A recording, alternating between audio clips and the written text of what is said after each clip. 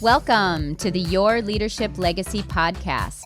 My name is Paulus Krause, and I'm so excited to bring you this next podcast dedicated to you high performers out there who want to reinvent yourself, reinvent your business, maybe your career, all of it. This podcast is all about being dedicated to transformation and being the best possible leader of yourself and others that you can be in order to create a legacy that lives on. Welcome to Your Leadership Legacy. My name is Paulus Krause. I am the founder and CEO of True You Teams. And here we go. Hey everyone, welcome to Your Leadership Legacy. My name is Paulus Krause, and I have Megumi Fujita here with us today. Hey Megumi. Hi Tina. Hi everyone. Thanks for having me on, Tina. I really appreciate it.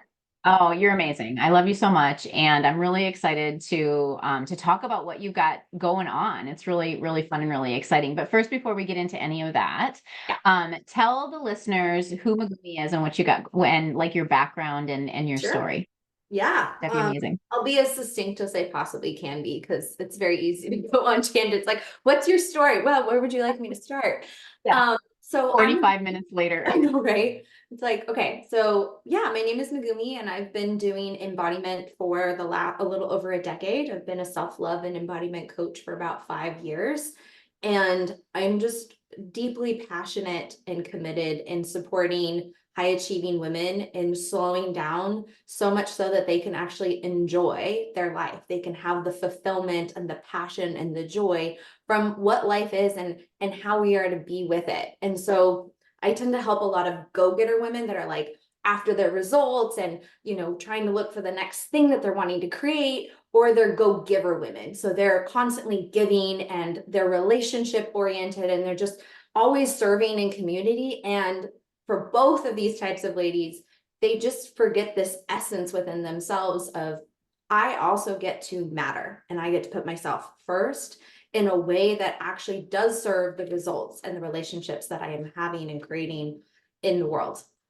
And so, my biggest stand and commitment to these women that I, have supported as clients and through my communities is, again, really learning how to step fully into this sensual and sexual and erotic power. And erotic is just this life force energy where you are carrying your highest and greatest self into everything that you're creating from that real deep place of worthiness and lovability. Because I've just tended to notice for myself as a person that's created results in her life and who's also really relationship oriented, that sometimes that chasing of all of these things that are outside of us is because there has been that deeper feeling of, well, where in my childhood did I not feel lovable or worthy? And so to really be in that internal exploration of where did that come from? How can we rewrite the story through embodiment? So through our bodies, not just the mindset work, that's where the real greatest change happens. And so interestingly enough, my personal development journey started with working with the body, not the mindset work, which I think is the access point for a lot of other people, but I was backwards. Opposite. Yeah. And so it was fascinating to feel these changes happening on a cellular level and in my nervous system, and then going, oh, I'm thinking about the world a lot differently.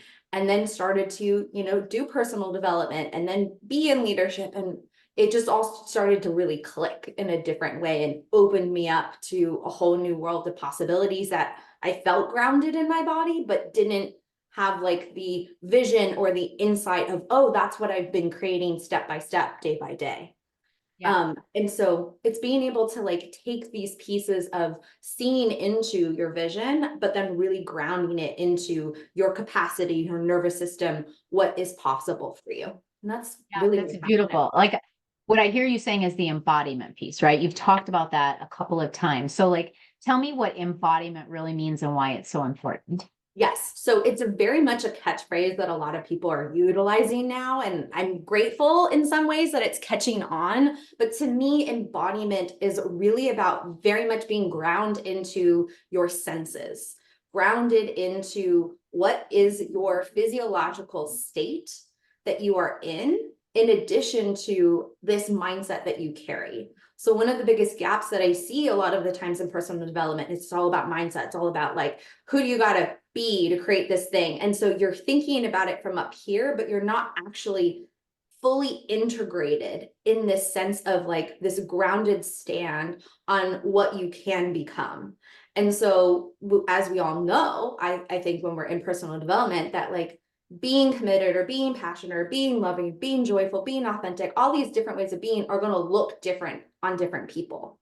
And really diving deep into how does that feel like to me, not just look like, but feel and taste and touch and like this like full sensory experience. And that does require slowing down enough from all the doing to get really into that sense of, oh, this is what's actually coming up for me, and being in that fullest authentic expression of our experience as a human being. And I think sometimes it can feel so difficult when we are wanting to be in our leadership or we're wanting to create something that we kind of bypass this experience we have as humans. But then when we put ourselves up on this pedestal, like mindsetting our way through something, we're actually missing out on this experience of life. And so embodiment to me is about going through the senses. So sensually taking up what is my experience as I'm sitting in this chair, as I'm being present in this connection with you and talking through all of these things. It is about really being turned into my place of power, right? So my erotic life force energy. And like, to me, eroticism has this like, taboo connotation in our society, but really it's erotic energy is that creation and life force energy. It's how we were brought into the world. It's how the world works in and of itself. And so being tapped into that sense of like grounded, rooted power is what, again, serves, and it creates that radiance and it magnetizes the things that you want to you. And so full embodiment is being with the flow in life. It is being the river that is streaming down and through the crooks and the valleys and every single rock or obstacle that's in the way, you're able to navigate it. Yeah. What holds people back from that, do you think? Because it sounds beautiful, right? Like it's amazing and beautiful. Totally. And when you're in it, it's great. But like, Yeah. what holds people back from just being that? I think that it's like a tenfold puzzle to all of those. You're like, And let me get the scroll out. Right. I think that at the subset, there's a lot that is taking place within our environment, our society, the way in which we're living in this day and age. It's quite masculine oriented, not to, make less of the masculine. Masculine has a purpose. Focused and directive energy is really important. If you think of like water as being this chaotic stream, we need channels, right? And that's the order that the masculine can bring. And in my experience in our society, we have just leaned so far into hardworking and hustle culture and needing to get things done in a certain way. Nobody is ever complete with their to-do list, so to speak, right? And everything is about logic. And we're starting to feel that shift of that doesn't work. It creates burnout, it creates resentment and bitterness and anger and like less connected time with family and friends. And so there has been a shift of like, where can we start to balance this? Which again, I think is a lot more of this feminine essence. And I think beyond what we're kind of facing at this subset of, it's a societal thing, it's then our conditioning, right? Well, where were we taught that, working hard is what we must do in order to survive? And I mean, trust me, I've like been told that and heard that and like felt like I've had to swallow that hard pill from my dad constantly, even like a couple weeks ago. Like he doesn't really understand what I do. I don't feel like he wants to understand what I do as much as I try to explain it. And it's still like, you're not working hard enough. And of course, that used to just defeat me as a kid. Like, didn't matter if I had a 4.0, didn't matter if I did everything in excellence. It was never good enough. And of course, my own journey has just been about, okay, that's his own stuff. I don't need to take it on. And where can I heal the parts of myself that haven't felt like the love from a core parent, and recognize, okay, like I get to rise to this occasion and this challenge and be the one that chooses to decondition and surrender any parts of myself that want to believe in the truth of that. Yeah. Yeah, it makes so much sense. I mean, so talk about how you help your clients through this, because I know you have a specific method. So I want you to talk about Yeah. that method and how, like when people show up to you, how you really support them to create that in their life. Absolutely. So as I mentioned earlier, I came into this whole shindig of embodiment a little Shindig. backwards in personal development. And so I've created the magnetically embodied method, which is the me method. It is all about you, aka me. And so that really comes from magnetizing again all that you desire in life through presence as my first pillar, embodiment as the second, and then ritual as the third. And so the way in which this works is really understanding that, yeah, most people need to have that mindset.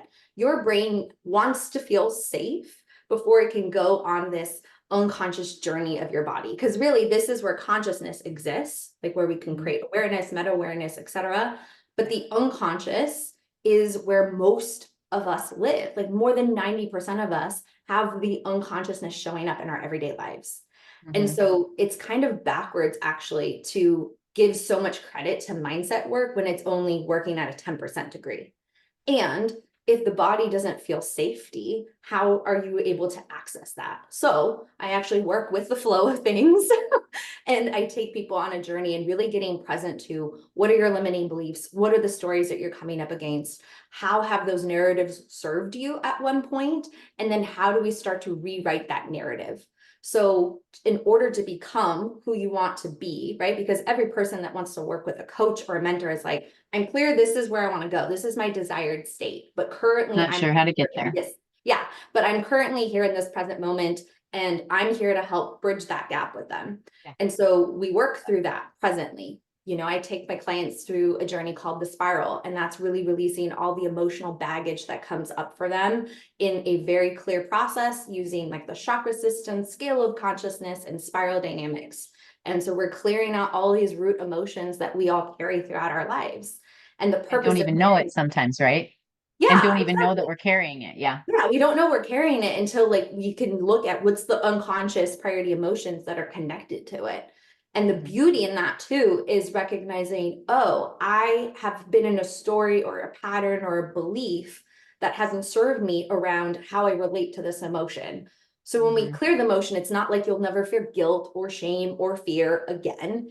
It's how do you choose to show up in relationship to that emotion? And so that's part of the rewriting. So we take that into account. And then we get into my fun favorite part, which is obviously embodiment.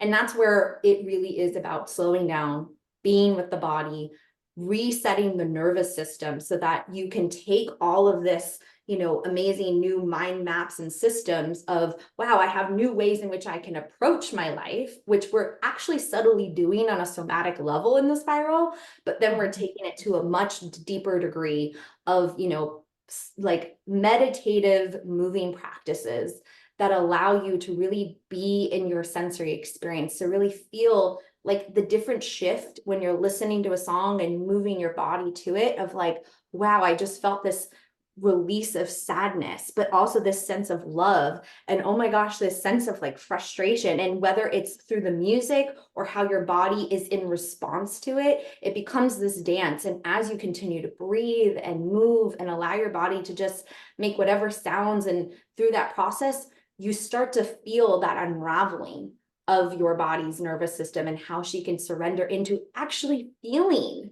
right? The greatest experience of our lives, which is really our emotional experience. Yeah. Like we're Yeah. here. What I'm hearing you say is that like you really support people to create the awareness around it, right? Because when Yes. we live in that unconscious, we're not aware of it, but like you're helping people to really like realize and be aware of where I'm at right now Yeah. and then how to shift. Yeah, because if you think about it, what really creates intimacy and connection with others is when we can be so attuned to our emotional state, our feeling state, not putting it on another person, not being angry on another person, but to recognize our own internal anger because we've come up against the boundary, and then to be able to communicate that. That's what's really missing in our society, is that lack of communication around our internal experience. And so getting more women to like own that piece instead of that repression of like, good girls, like, suck it up, you don't need to cry, or this or that. And I've worked with men too, right, that have had this issue. I just love working with women because I myself am a woman. But it's so needed to get really attuned to, this is how sadness comes up in my body. This is when I feel authentic joy, not people pleasing joy, but authentic joy. This is when I feel frustrated. And to know these varying degrees is so powerful for the way in which we communicate. Yeah. And so Oh, it's beautiful. yeah. Yeah. So then You we have a bring it in. quiz. I One of the, do. I want you to talk about the quiz because it's like everyone loves quizzes. I know Yes. that, but what will the quiz do for me when I take it? Yeah, so I created the magnetically embodied woman archetype quiz, and there's 5 different archetypes that you can place into, which are all actually associated with the varying degrees of my pillars. Because the thing that I came to find is, like, through this process of understanding yourself, you will place into one of the archetypes, but we're really all of them. We're a multifaceted being, but also understanding, if you're the ambitious visionary and how you show up in your commitment is what is really key for you. You can start to look at, well, what is empowering about having commitment in your life? And when you really strive for that, right? And then what are the shadow pieces when you like feel halfway in, but halfway out with your commitment? And then it goes on for the others. The sovereign creatrix is all about how you show up in responsibility. So it's a fun little quiz. It's less than 5 minutes. And it just gives you some deep insight. You get like a 13-page PDF that I've created on each archetype to understand, okay, how can I best show up to create what I want for my life? Super cool. You mentioned shadows. Talk about shadows. What are shadows?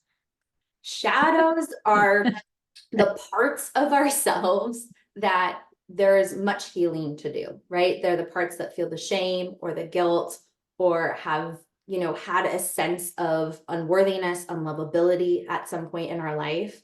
And so it's not about casting them out. Our shadows are always with us, right? In the light. And there's a specific purpose and reason for that. And that's for us to really look at, the deeper I choose and want to go in my life in creating my desired state and my highest state, my shadow is going to come with me. And so the bigger I grow, the more my shadow is also going to grow. And so there needs to be this balance of loving those parts of ourselves that maybe we have shunned or repressed or not wanted to look at. But I mean, think about it. You stand on the sidewalk and you're tall, but your shadow is always going to be a little bit taller than you, depending on where you stand. And so the more that you want to stand in the light, the more that you also get to understand that that shadow is brought along with you. It's part of your story. It's part of your survival mechanism. It's what brought you here today, those pieces of you. And so those pieces also get to be honored. Yeah, I love that. I wanted you to explain that because the shadows are our limitations, right? Like they're what we get to work through, and not everybody understands what that shadow piece means and looks like. So thank you for that. I want to, like, before we close, I want to first acknowledge you because I've known you now for a couple of years. And if you are out there listening to this podcast, Megumi is powerful. She's beautiful. She's authentic. Megumi, you're vulnerable. Like I've watched you over the last couple of years grow into where you're at right now. And anyone who is struggling with authenticity, anyone who's struggling with like body, not loving who you are and loving your body, Megumi is definitely somebody that you get in contact with. So what I want you to do, Megumi, is the podcast is your leadership legacy, right? So when you think about legacy, what is the legacy that you're striving to live and leave? So my vision and why I am so passionate about this work is I truly believe that the more women that rise up, the more that we can have the feminine elevated in this way of standing authentically in our fullest expression of power, we will eradicate violence. Violence, whether it's sexual assault or rape or abuse, or even violence happening in war, or even against Mother Nature. Because the feminine is so powerful in how she has nurtured and created birth for us. And when we can start to revere and honor that sense of ourselves through that lovingness of our own human connection first, can we actually genuinely create human connection, unity, freedom, love, and peace on this planet? I just got goosebumps. Like that was beautiful. Absolutely beautiful. Thank goodness we're recording this because that gets to be used later. It's beautiful. It's a beautiful vision. And imagine a world, right? Like imagine a world where all women could powerfully stand in their power and be able to do that. So I want to thank you for being on. Thank you for being here. Thank you. Yeah, you're amazing. Everyone go see Megumi. All right, that ends this episode of Your Leadership Legacy. Thanks, everyone. See you next time. Bye. Thank you.